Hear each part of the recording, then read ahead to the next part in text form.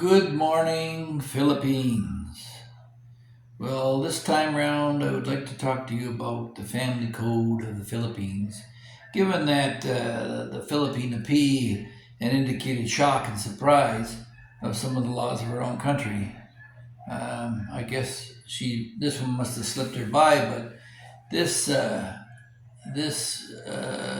set of family laws was drawn up in 1987 and passed in 1988 under Corazon Aquino's time as president. So it's been around for a long time.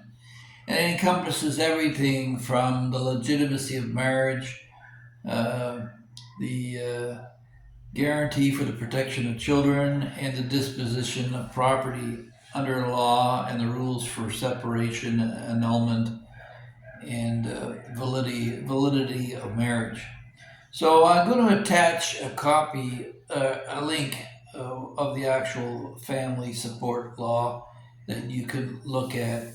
There's over 200 different articles, but if you take the time to look through it,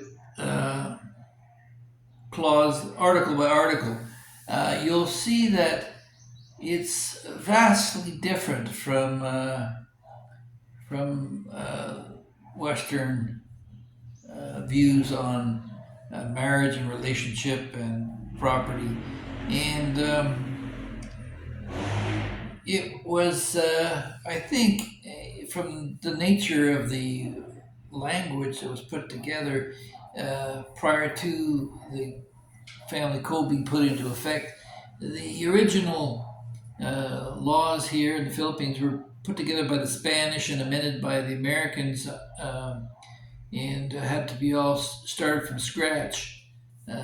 So the work on this started as early as 1979, so it had been in play for a long time, and there's still some controversy relative to the act.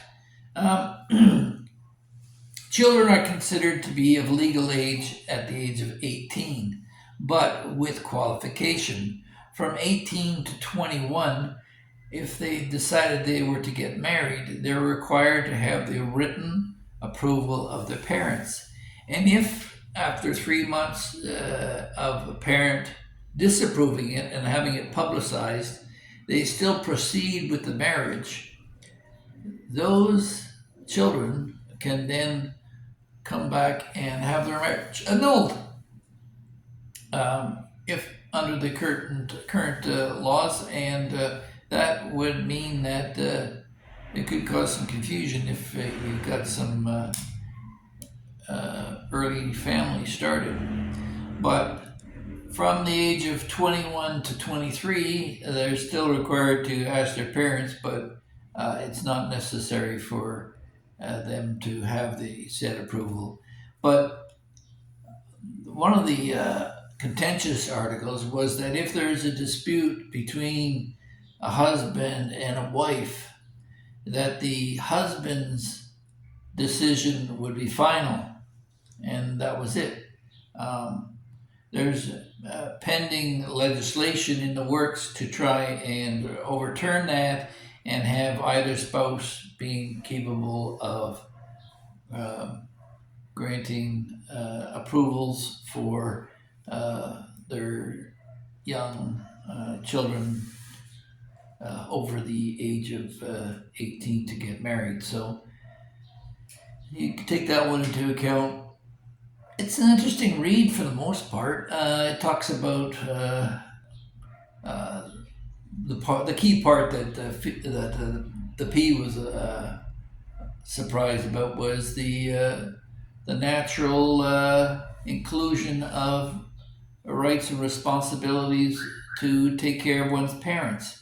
What I think she missed out on that was, as my wife just pointed out to me, that it all depends on what you can afford. Obviously, if you cannot afford to support your parents, you can't get blood out of a stone.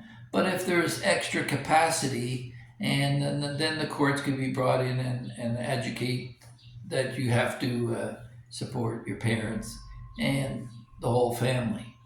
There's also an interesting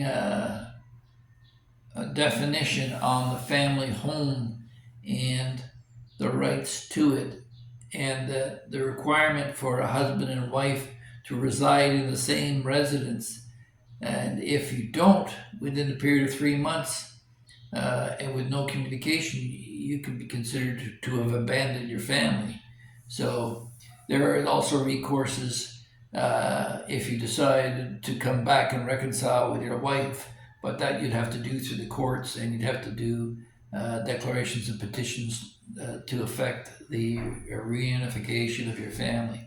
So, I mean, I'm no lawyer, but I found it fascinating read. Just the nature of the Philippine culture is entwined in these laws, and when you read it, it helps you understand more completely the psyche of your Filipina and her family and the relationship. It's been long said you don't just marry a Filipina, you marry your family, but that is in fact it in law. Even if you're a foreigner, if you're here and you're participating. Now, the division of assets in a dissolution of a marriage, those are quantified through the courts, and again, based upon your ability to support. But just a little wake up call for all you expats out there. How different was that from the West? I mean, here, if the assets are split, they're split 50-50. I know guys who've been, their pension and their future was ransacked by a vindictive wife. So, you know, in a lot of cases, the Philippine government is providing a more balanced account of things, but also a reasonable account of if you're going to be part of a family, you're expected to participate, and to the extent that you can. Now, obviously, if we're from the West, we have a higher level of income, then the percentage may be the same, but the amount would be huge in terms of difference. But I'll leave you to look that over. The link will be in the description, and perhaps after having a read, you can let me know what you think. Article 63 jumps up for some reason. I'll have to look that one up again. But yeah, there's some interesting notes that you'll want to look at. So hopefully you enjoyed this video, and we'll consider sharing, and subscribing us for additional content. Have a great day, and we'll see you in the next one.